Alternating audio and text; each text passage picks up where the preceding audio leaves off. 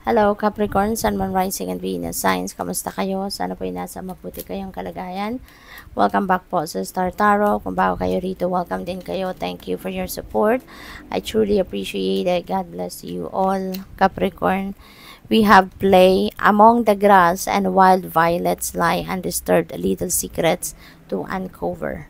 Ayan. So, Capricorn, maybe kailangan ninyo na magpahinga din, kailangan ninyo na mag-play, kailangan ninyo na mag-unwind. Okay? So, there is a, ano lang sa ngayon, there is an opportunity siguro sa ngayon para makapag-unwind ka, makapag-catch up ka naman with friends and family, at yung bang makahinga ka, mabigyan mo ng sarili mo ng time to breathe, kumbaga, no? So, what else? We have with, don't tolerate less than you deserve. Kung hindi mo naman deserve ito, na kung ano man yan, huwag mo tanggapin, no? Lumaban ka, labanan mo, show your fortitude and strength. Diba? Baka ang iba tinatapak-tapakan ka, ang iba baka they're trying to intimidate you, wala ka namang ginagawa, yung gano'n. So don't tolerate that, no? Ipaglaban mo kung ano ang para sa iyo. We have hidden depths. You only see the surface, so look beyond. Okay?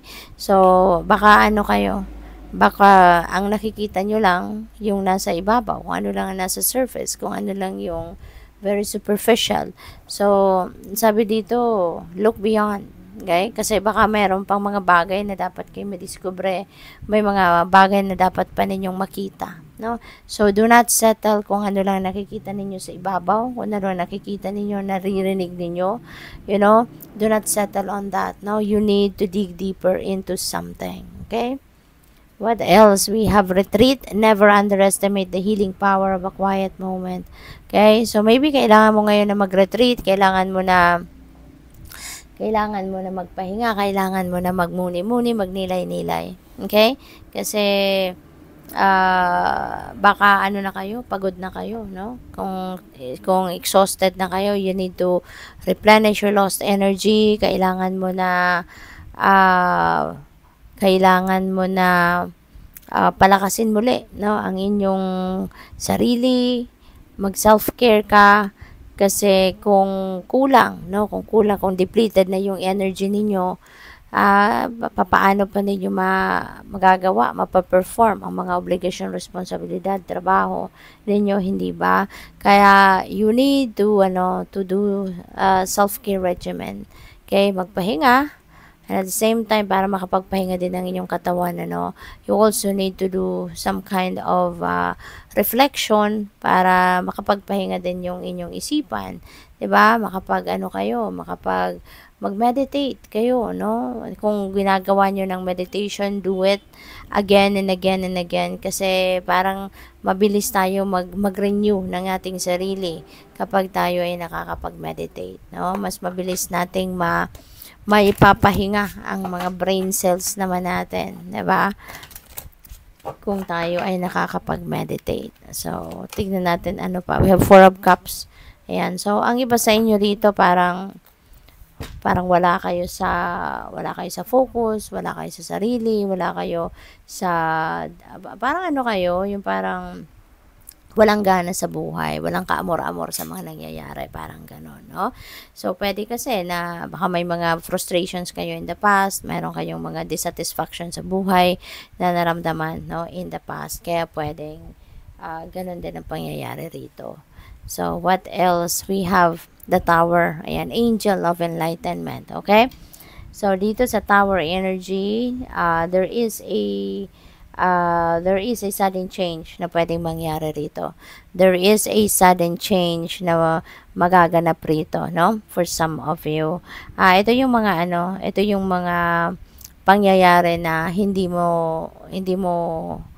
inasahan or hindi mo plinano, hindi ito kagustuhan ninyo, but it is the divine universe doing it for you. It is the divine universe that is creating this change, no, sa buhay ninyo. Kaya maaaring sa una magulat kayo, ma-overwhelm kayo, no? Pero yun nga,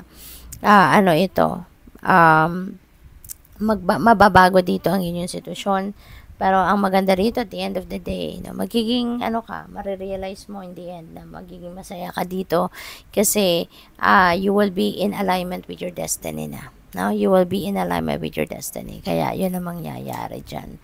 We have 8 of Cups. Ayan. So, this is departure energy. Meron kayong iiwanan, meron kayong tatalikuran, meron kayong,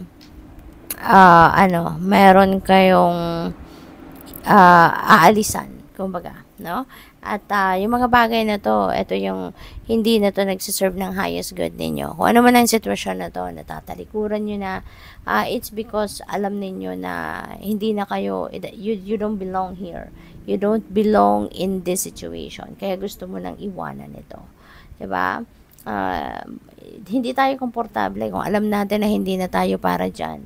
Kung alam natin na hindi yan para sa atin, hindi tayo magiging komportable sa bagay na yan or sa sitwasyon na yan. Kaya merong pag-alis tayong naiisip para nang sa gayon mawala na sa atin yung energy na parang siguro stagnant na kayo diyan, 'di ba? Or yung naiinis na kayo, nabuburyo na kayo. Kaya maaring itong indifference na to, pwedeng related yan dito. Kaya gusto mo nang talikuran ang sitwasyon na yan. Kasi sayang ng oras, sayang ng panahon ninyo, sayang ng ginugugol ninyong energy sa sitwasyon na yan. No? So, what else? We have 2 of Pentacles. So, ayan. So, maybe you are, choosing kung saan kayo pupunta. Kung alin ang opportunity, siguro, mayroon din mga opportunity na lumalapit na din sa inyo. So, maaring yun ang ginajuggle ninyo. Maaring yun ang pinagpipilian ninyo. No? At tinitignan ninyo kung alin, kung saan. Pwedeng ganun ang ganap dito. Kaya, pwede rin na multitasking kayo. Marami kayong ginagawa. Diba? Baka sa trabaho ninyo, ang dami-dami ninyong inaasikaso. Pwedeng ganun. Maraming obligasyon. Marami kayong duties and responsibilities. So, maaring yun ang ginajuggle ninyo. Kaya din siguro, kailangan ninyo ng retreat. Kailangan ninyo mag-play. Kasi sa dami siguro na minumultitask ninyo, kaya wala na kayong panahon para mag-self-care. Kaya maaaring yan ang message din sa inyo para mabigyan ninyo ang sarili ninyo naman ng oras. Okay? Good luck. Thank you for watching Love and Light. Namaste.